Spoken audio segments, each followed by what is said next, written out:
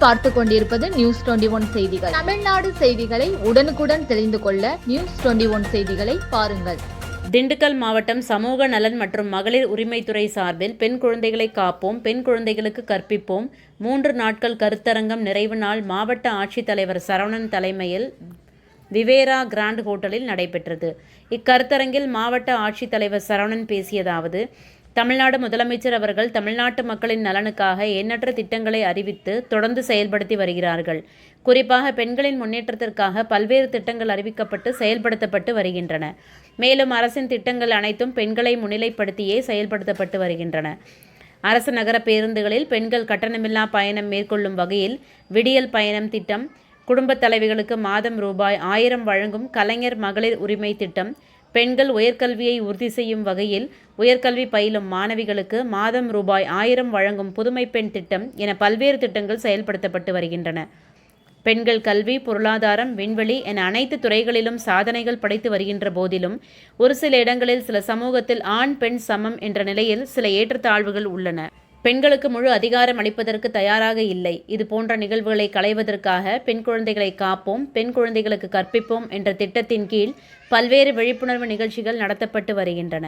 பெண்களுக்கான கல்வி மேம்பாடு, பொருளாதார வளர்ச்சி, அதிகாரமளித்தல் உட்பட பெண்கள் மேம்பாடு மற்றும் பாதுகாப்பிற்காக அரசு சார்பில் செயல்படுத்தப்படும் திட்டங்கள் குறித்தும், பெண்கள் மீதான குடும்ப வன்முறை, மனதளவில் பாதிக்கப்படும் பெண்களுக்கு சட்ட உதவி, மனநல ஆலோசனைகள் வழங்குவது தொடர்பாக பொதுமக்களிடையே விழிப்புணர்வு ஏற்படுத்துவதற்காக சமூக நலன் மற்றும் மகளிர் உரிமைத்துறையுடன் இணைந்து பணியாற்றும் அலுவலர்களுக்காக இந்த 3 நாள் கருத்தரங்கம் நடைபெறுகிறது.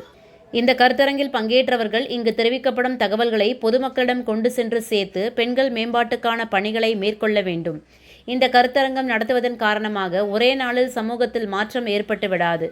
விழிப்புணர்வு நடவடிக்கைகளை தொடர்ந்து மேற்கொள்வதன் மூலம் சமத்துவ சமுதாயம் உருவாகும் வகையில் சமூக மாற்றத்திற்கான சூழ்நிலை உருவாகும் என மாவட்ட ஆட்சித்தலைவர் அவர்கள் பேசினார். இந்த 3 நாட்கள் கருத்தரங்கில் பெண் குழந்தைகளை காப்போம், பெண் குழந்தைகளுக்கு கற்பிப்போம் திட்டம், பெண்கள், பெண் குழந்தைகள் பாதுகாப்பு தொடர்பான சட்டங்கள், போக்சோ, குழந்தை திருமண தடை சட்டம், பாலியல் தொந்தரவுகள், வரதட்சணை கொடுமை, குடும்ப வன்முறை, பெற்றோர் மற்றும் முதியோர் பாதுகாப்பு தொடர்பான சட்டங்கள் குறித்து பல்வேறு தலைப்புகளில் அலுவலர்கள் விளக்கம் அளித்தனர்.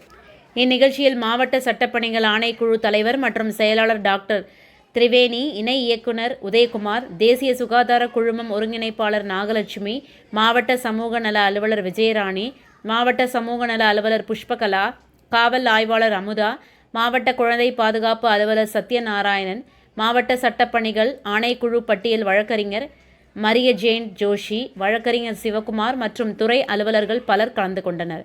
நியூஸ் 21 நேஷனல் செய்திகளுக்காக திண்டுக்கல் மாவட்ட செய்தியாளர் பாலமுருகன்.